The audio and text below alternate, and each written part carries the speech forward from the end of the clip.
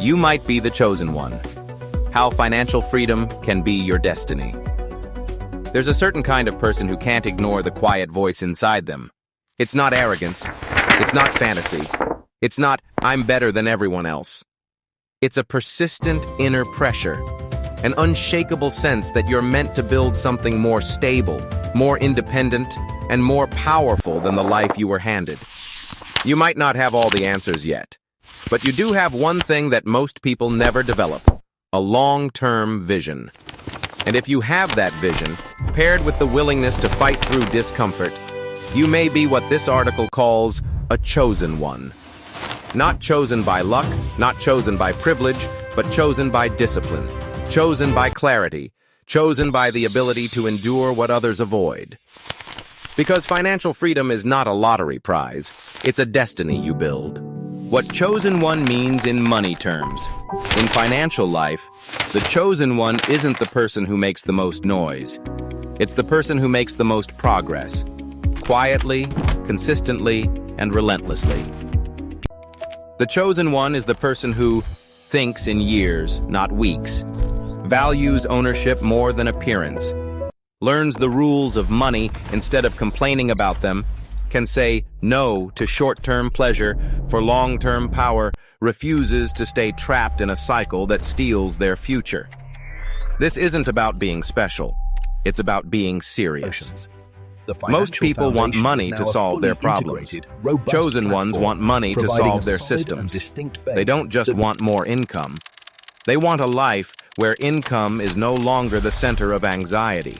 The real goal: freedom, not rich. Let's define financial freedom properly. Financial freedom doesn't always mean luxury cars and mansions.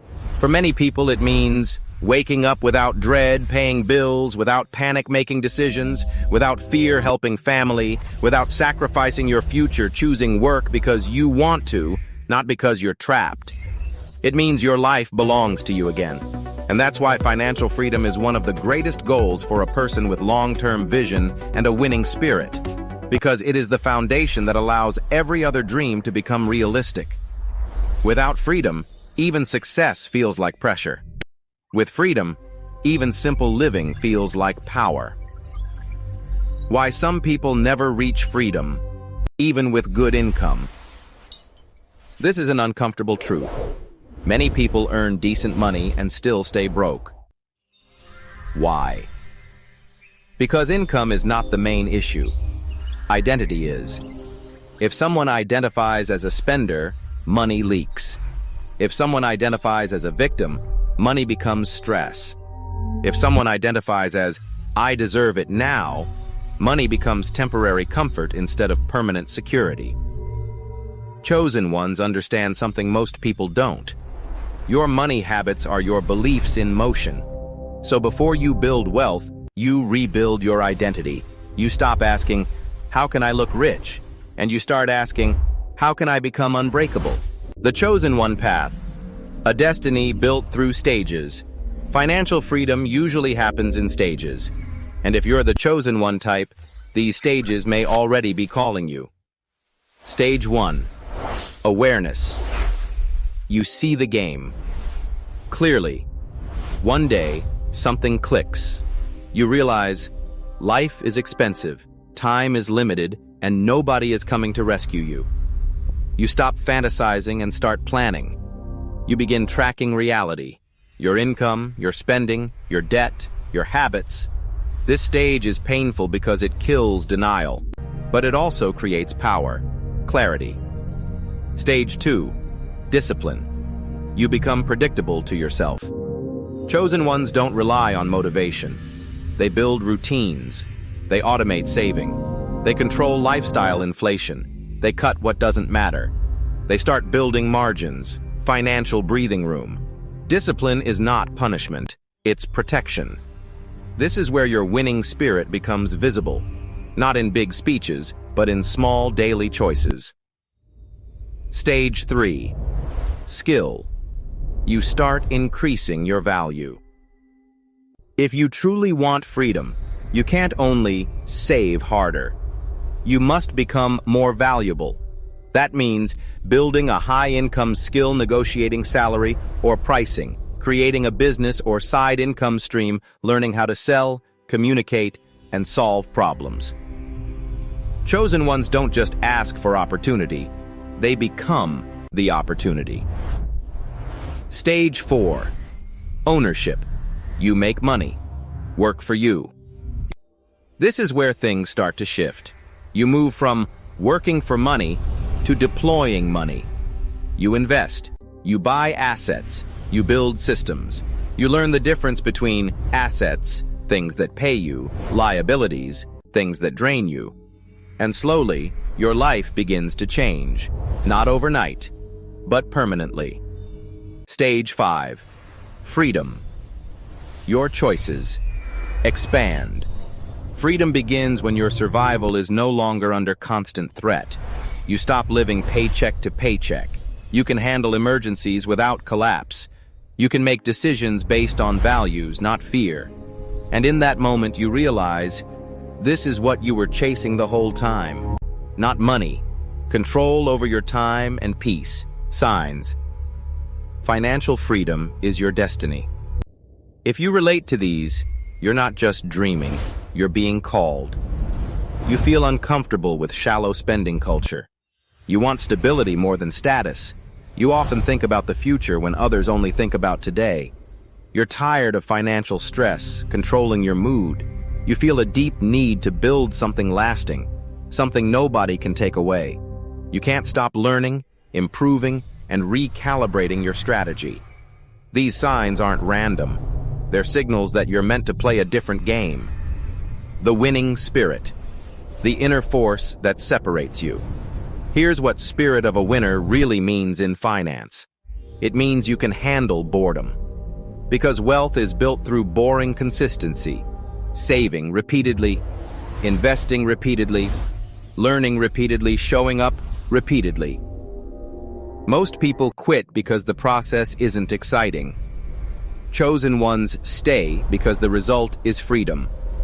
Winning spirit means you don't need applause to stay disciplined. You don't need perfect conditions to start. You don't need instant results to remain committed. You understand that destiny is not a feeling, it's a pattern. A simple blueprint. If you want freedom, start here. If you want a practical starting point, keep it simple. Track your money for 30 days. No judgment, just truth. Build an emergency buffer. Even a small one changes your psychology. Kill high-interest debt. It's financial gravity. Automate saving and investing. Remove emotion from the process. Increase your income through skill, not wishful thinking. Buy assets before lifestyle. Ownership first, comfort later. This isn't glamorous, but it works.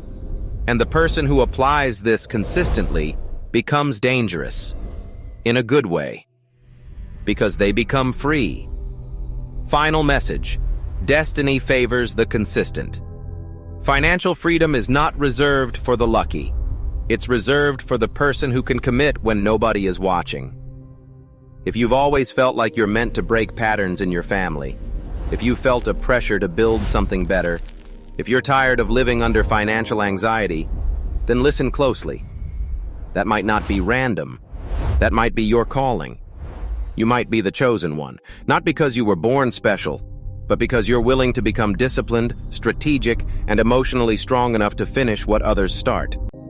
And if financial freedom is your destiny, it won't arrive like a miracle. It will arrive like a victory, one choice at a time.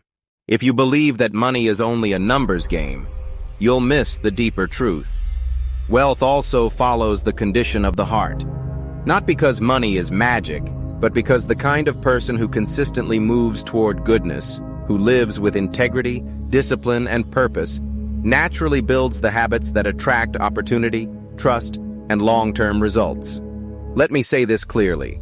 Having a good heart does not guarantee instant riches, but a good heart paired with discipline creates something powerful, a life that becomes stable, respected, and increasingly abundant over time. And that is where financial growth usually comes from. When your heart is oriented toward what is right, when you choose honesty over shortcuts, you become someone people can rely on. In business, in careers, in partnerships, trust is a form of currency. People do business with those who are consistent. They promote people who are dependable. They recommend people who are ethical. A good heart builds a good name, and a good name opens doors that money cannot buy. But goodness alone is not enough. You also need endurance, because the world tests you. It tempts you with quick wins. It offers you easy money that costs your peace. And here is the spiritual principle. What comes easily often leaves easily. But what is built with patience becomes a foundation. This is where discipline becomes a spiritual practice. Discipline is not only about budgeting or investing. Discipline is the daily decision to act like your future matters. It is waking up on time when you don't feel like it.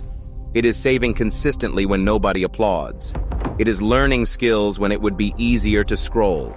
It is saying no to impulse so you can say yes to freedom later.